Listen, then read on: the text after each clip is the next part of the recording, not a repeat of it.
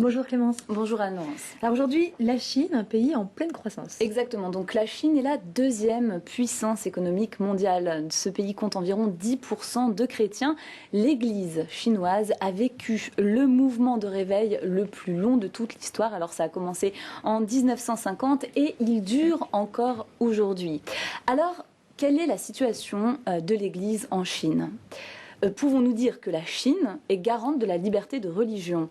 La réponse, oui et non. Alors c'est étrange mais bien réel. Alors pourquoi oui? Parce qu'il existe des librairies chrétiennes dans tout le pays. Il est possible également de se renseigner sur Internet et d'obtenir des traductions de la Bible. Et puis on constate par ailleurs que la tolérance des autorités est bien plus grande qu'il y a 10 ans.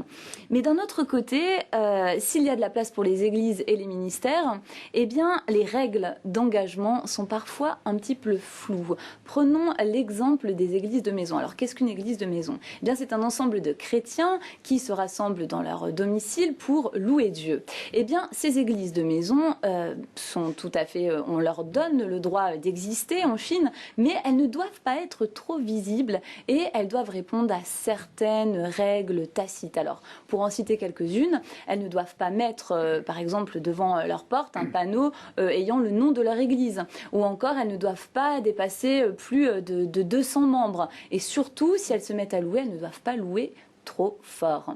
Donc les églises de maison ne doivent pas être trop visibles. Et pourquoi est-ce qu'elles dérangent?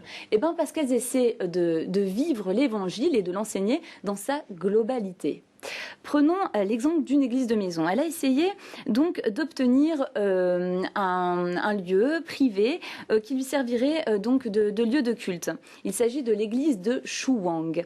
Eh bien, le gouvernement s'est opposé à la vente de ce lieu et donc les membres de cette congrégation se sont retrouvés en extérieur pour louer Dieu. Et aux dernières nouvelles qui datent du 18 janvier 2012, eh bien, ils se réunissent toujours en plein air.